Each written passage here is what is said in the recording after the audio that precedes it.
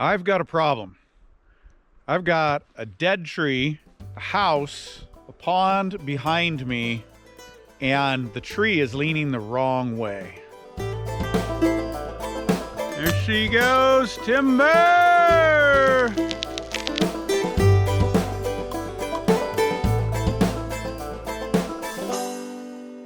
I've cut down a lot of trees. I mean, for a guy that's not a logger, I've cut probably well over 100 trees, maybe 150 or more. And I'm pretty comfortable cutting trees down, even one like this guy that's nearly 2 foot through and a good 80, 100 foot tall. Now, normally that wouldn't bother me to cut down, but this is a little bit of a challenge because it's got a heavy lean, mostly toward the pond, a little bit towards the house, I think. And obviously, I don't want to drop it on the house. That would be a wreck. We were going to consider just dropping it with the fall into the pond over here, but that's going to break up the pond. It's probably going to get stuck in there, and it would probably take an excavator to get out, which I don't have here, and that would be a whole major problem. The other thing is we want to get this cut down now while we've got snow on the ground and everything is frozen. It's a lot easier to work with. Pretty soon we're going to have our thaw, which we call the breakup. Snow starts melting, the ground starts to heave, it starts getting muddy,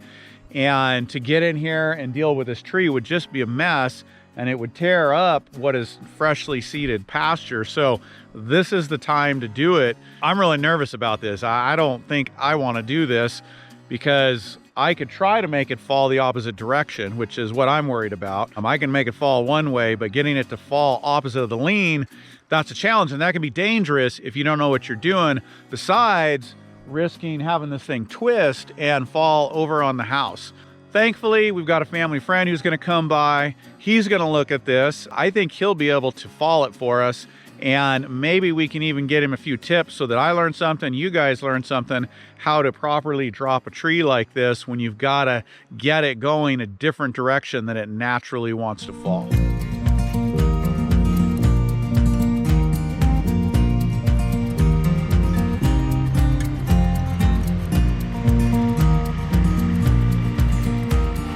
We're getting ready to go here. One of the things we got to do is move all the equipment out of the way.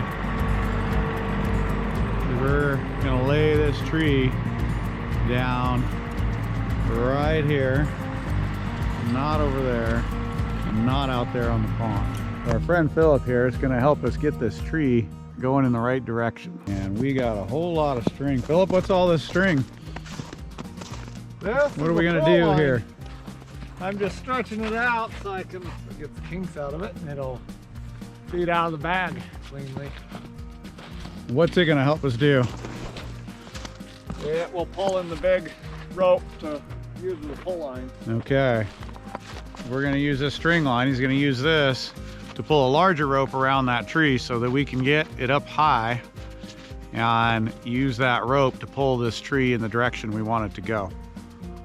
Somebody's watch. Oh, you don't want to leave that out there. That'll be flat, John. That tree falls on it.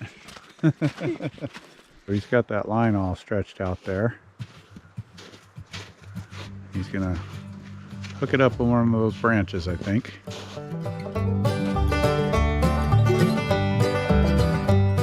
How high are you trying to get it? Like 3/4 the way up the tree?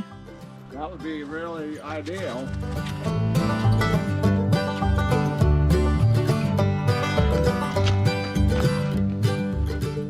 I'll say, he got it. I'd say that's 3/4 the way up the tree. I don't know if you guys can see that hanging right there. What do we call this little thing? Throw line. Throw line. So we've got our throw line. We're going to attach the rope to it.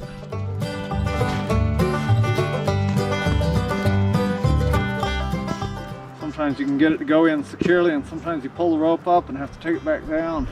Got that tip all narrowed down on there so that'll pull through and not snag on all the branches and everything. That's the idea anyways. It's almost like charming the snake or something. Up it goes.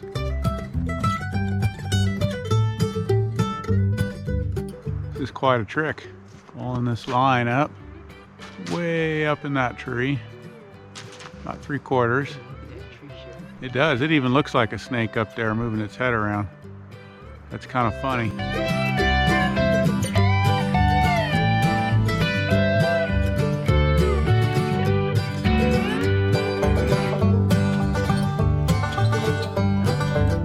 It's coming, yeah, it is coming along. Here comes our rope. Got a good long angle on it. So now we got to tighten this rope up. That's going to give us enough leverage up high. And I think we're going to anchor to this tree back here. And that'll be our anchor back there. But yeah, maybe if just two of you stand back there, shouldn't be any problem. Yeah, I don't see the end of that tree coming past right in here somewhere. We've got this thing roped off.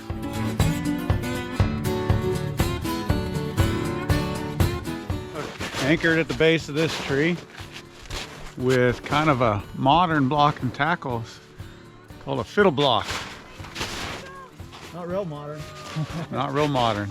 You know, technology's been around for a long time. But this is sure smaller than the block and tackle that I've ever been around.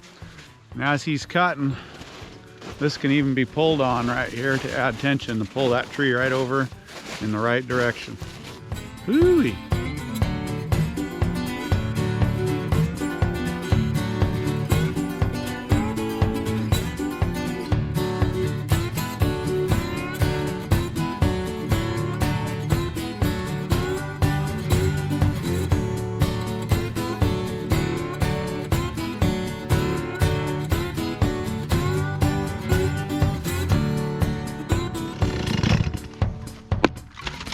Right. It's in pretty good shape. Got to fix it up. I'm a little deeper than I'd like. What are you shooting for there? Halfway or? I'm almost beyond halfway, I think. I'd say you're halfway, yeah. What's the goal generally? A third probably is better.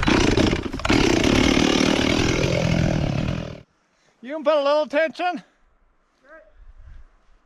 We don't want too much, but I think it should go right over. I don't think it'll be a problem. Yeah, it was already starting to come a little bit. Yeah. It's got a little bit of tension on there. Deeper. So.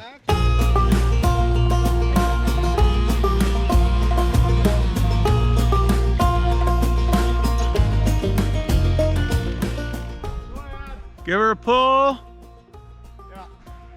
Be fine. There she goes. Timber! Woo! Beautiful. I'd say that's just perfect. Look at that. Laid that down just right. Plenty of room to work. Philip, that looks real good. Yep, that's how it's supposed to look. Now I got a question for you, because I see guys do it different. Some guys take the bird's mouth. You took it flat and up. Yeah. And other guys flat and then down. So I'm just used to doing it this way because I haven't been doing timber falling. The thing with, that's a Humboldt face. When you take the angled part like that, I think it might save timber sometimes. Well, I think it saves on the log down there. It also prevents kicking back if they're up on something that it could come against something, kick off the back of the stump or roll off onto them. Well, real good. And you know what? I'm real happy because this wood looks like it's in pretty good shape. Yeah. Yeah, I don't think it's begun to rot. So we're gonna get some nice saw logs out of this. Yeah, pretty nice. Beautiful. And Luke has got plenty of sticks, don't you, buddy? You're just waiting. You've been watching this tree the whole time because all you want is that, right? He wants a stick.